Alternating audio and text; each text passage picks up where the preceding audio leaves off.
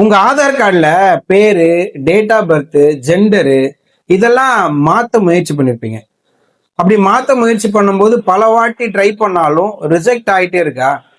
கேட்டா லிமிட் முடிஞ்சிருச்சு அப்படி சொல்றாங்களா? இந்த லிமிட் முடிஞ்ச ஆதார் கார்டுல எப்படி சுலபமா நம்மளுடைய தகவல்களை 100% அப்டேட் பண்ணலாம் அப்படிங்கறத பத்தி தான் இந்த காணொலி தெரிஞ்சுக்க போறோம். அதனால காணொலியை ஸ்கிப் பண்ணாம கடைசி வரைக்கும் பாருங்க. வணக்கம், நீங்க பார்த்துட்டு இருக்கிறது நேசன் வாய்ஸ். நான் உங்கள் நேசன் நாகராசன்.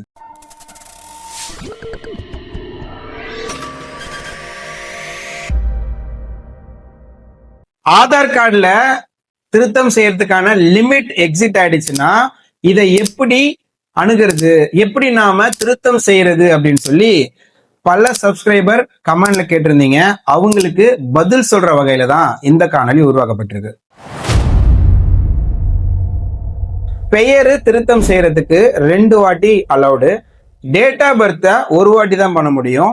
அதே போல ஜெண்டர் மேலா ஃபீமேல் ஆண் பெண் அப்படின்னு மாத்திரம் இல்லையா, அதை 1 முறை தான் பண்ண முடியும். மொபைல் நம்பர் அப்டேட்ல லிமிட் இல்ல, எத்தனை வாட்டி வேணாலும் மாத்திக்கலாம். அதே போல அட்ரஸ் அப்டேட் பண்றோம் அப்படின்னா அதுவும் லிமிட் கிடையாது, எத்தனை வாட்டி வேணா அன்லிமிட்டடா மாத்திக்கலாம்.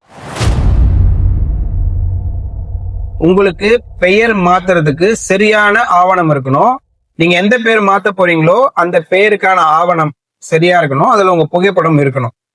என்னென்ன ஆவணங்கள்லாம் தேவைன்னா, உதாரணத்துக்கு உங்களுடைய 10th மார்க் ஷீட் அதுல போட்டோவோட இருக்கணும். இல்லைன்னா உங்களுடைய டிரைவிங் லைசன்ஸு, பாஸ்போர்ட்டு, அப்புறம் community certificate, nativity certificate, OBC certificate, இந்த மாதிரியான ஆவணங்கள்லாம் பெயர் திருத்தத்துக்கு எடுத்துப்பாங்க. அதே போல டேட் ஆஃப் பர்த் திருத்தம் செய்யணும் அப்படிங்கிறப்ப 10th mark sheet, birth certificate, passport, pension வாங்குறவங்க அந்த பென்ஷனர் ஐடி கார்டு, இந்த ஆவணங்களை வச்சு நீங்க திருத்தம் செஞ்சுக்கலாம். ஜெண்டர் திருத்தம் செய்யணும்னு நினைக்கிறவங்க 10th mark sheet, birth certificate, உங்களுடைய voters ID, driving licence, passport, இதெல்லாம் வச்சு நீங்க ஜெண்டர் திருத்தம் பண்ணிக்கலாம். நான் சொன்னது ஒரு சிம்பிள் லிஸ்ட் தான், இது போக இன்னும் நிறைய இருக்கு. நீங்க உதயோட அபிஷியல் வெப்சைட்ல போனீங்கன்னா அதுல என்னென்ன டாக்குமெண்ட்ஸா நீங்க கொடுக்கலாம்னு ஒரு லிஸ்ட் இருக்கும். அந்த லிஸ்ட்டை பார்த்து நீங்க தெரிஞ்சுக்கலாம். அந்த லிஸ்ட் வேணா உங்களுக்கு டிஸ்கிரிப்ஷன்ல லிங்க் தரேன், பார்த்து தெரிஞ்சுக்கோங்க. உங்க அருகாமையில் இருக்க ஆதார் சென்டருக்கு ஃபர்ஸ்ட் போங்க. உங்ககிட்ட இருக்கிற அசல் ஆவணங்களை அவங்க கிட்ட கொடுத்து பெயர் கரெக்ஷனுக்கான ப்ராசஸை பண்ணுங்க. அது ரிஜெக்ட் ஆனாலும் பரவாயில்ல, நீங்க பண்ணுங்க. லிமிடேஷன் இல்லை அப்படிங்கிற பத்திலாம் யோசிக்காதீங்க. ஸோ நீங்க உங்களுடைய அசல் ஆவணங்களை கொடுத்து நீங்க கரெக்ஷன் பண்றதுக்கான பதிவு பண்ணிட்டீங்க. பண்ணதுக்கு அப்புறமா உங்ககிட்ட அக்னாலஜ்மெண்ட் ரெசிப்ட் ஒன்று கொடுப்பாங்க இல்லையா, நீங்க கரெக்ஷன் பண்ணதுக்கான ஒரு ரெசிப்ட் தருவாங்க. அந்த ரெசிப்டை வாங்கி வச்சுக்கோங்க. கரெக்ஷனுக்கு அப்ளிகேஷன் போட்டு வந்துட்டீங்க. நீங்க பதிவு பண்ணதுல இருந்து 10 ஹவர்ஸ்க்குள்ள ஃபர்ஸ்ட் பண்ணக்கூடிய ப்ராசஸை பார்த்துருவோம். உதய் வெப்சைட்ல இருக்கிற செல்ஃப் டிக்ளரேஷன் அந்த ஃபார்மை டவுன்லோட் பண்ணி அதுல உங்க கையெழுத்தை போட்டு தயாரா வச்சுக்கோங்க.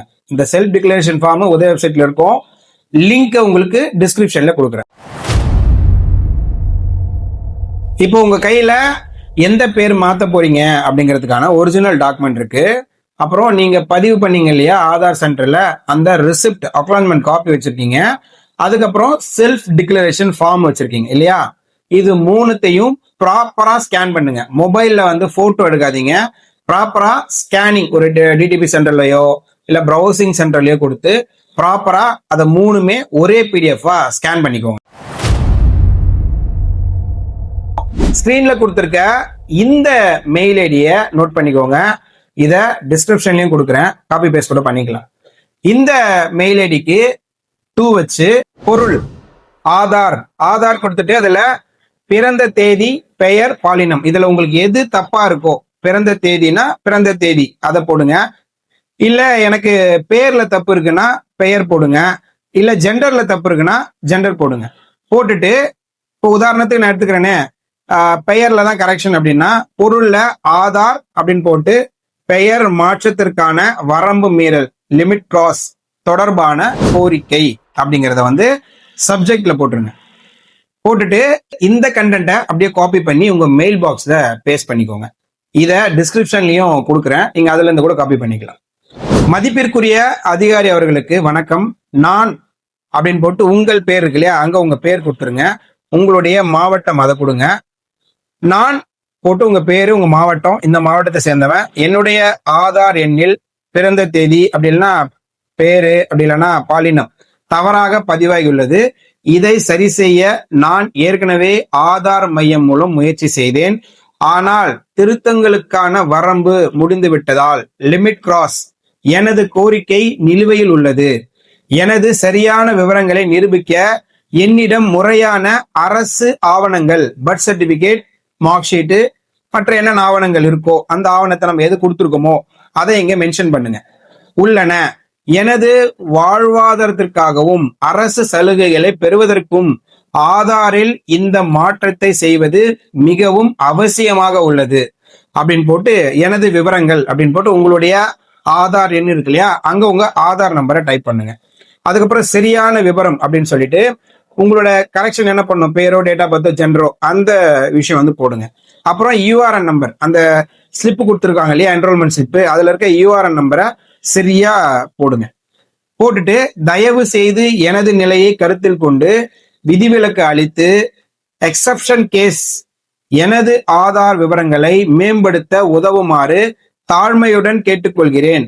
இத்துடன் எனது சரியான ஆவணங்களையும் சுய சான்றிதழ் படிவத்தையும் இணைத்துள்ளேன்.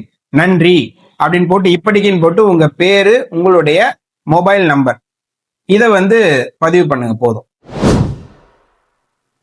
இதுல நம்ம ஏற்கனவே ஸ்கேன் பண்ணி வச்சிருந்தோம் இல்லையா, அந்த ஸ்லிப்பு, அப்புறம் செல்ஃப் டிக்ளரேஷனு, என்ன டாக்குமெண்ட்ஸ் வந்து கொடுத்து கரெக்ஷன் கொடுத்தோமோ அந்த டாக்குமெண்டோட ஒரிஜினல், இது எல்லாமே ப்ராப்பரா ஸ்கேன் பண்ணி அப்லோட் பண்ணி அந்த மெயில சென்ட் பண்ணிடுங்க. மெயில் பண்ணதுல இருந்து அடுத்த 10 ஹவர்ஸ்க்குள்ள 1947 கால் பண்ணி உங்களுடைய அந்த என்ரோல்மெண்ட் நம்பர் இருக்கும்ல அதை சொல்லி, நான் இந்த கரெக்ஷனுக்காக போட்டிருக்கேன் என்ரோல்மெண்ட், அதுக்கான டாக்குமெண்ட்ஸ் எல்லா டீட்டெயிலுமே வந்து மெயில் பண்ணிருக்கேன், எனக்கு லிமிட் கிராஸ் ஆயிருச்சு அப்படிங்கிறத சொல்லுங்க. அவங்க அதுக்கு எல்லாமே எடுத்து செக் பண்ணிட்டு ஒரு கம்ப்ளைண்ட் ரெஜிஸ்டர் பண்ணி அந்த கம்ப்ளைண்ட் நம்பர் தருவாங்க, அதை நோட் பண்ணி வச்சுக்கோங்க. அப்படி கம்ப்ளைண்ட் பண்ணி அந்த கம்ப்ளைண்ட் ஐடியா வாங்கி வச்சுக்கிறது உங்களுடைய வேலையை இன்னும் வேகப்படுத்தும். நான் சொன்ன இந்த நடைமுறையை சரியா செஞ்சீங்கன்னா உங்களுடைய மெயிலு அப்புறம் உங்களுடைய கம்ப்ளைண்ட் நம்பர் ரெண்டுமே டெல்லி ஹெட் ஆஃபீஸ் போகும். அவங்க இதை ஆய்வு பண்ணி உங்க டீடைல்ஸ் எல்லாம் சரியா இருக்கிற பட்சத்துல உங்களுக்கான எக்ஸப்ஷன் கேஸ் கொடுத்து உங்க லிமிட்டே முடிஞ்சிருந்தாலும் நீங்க என்ன கரெக்ஷன் பண்ணணும் அப்படின்னு சொல்லி அப்ளை பண்ணிருந்தீங்களோ அந்த கரெக்ஷனை அப்ரூவல் பண்ணிடுவாங்க. உங்க ஆதார்ல நீங்க என்ன கரெக்ஷன் பண்ணணும் அப்படின்னு நினைச்சீங்களோ அது கரெக்ஷன் ஆயிடும். லிமிட் கிராஸ் பத்தி பல பேரும் பல நாளா கேட்டுட்டு இருந்த கேள்விக்கு இந்த காணொளி தீர்வா இருந்திருக்கும் நம்புறேன். அடுத்த காணொளில சந்திப்போம். நன்றி. Information is wealth.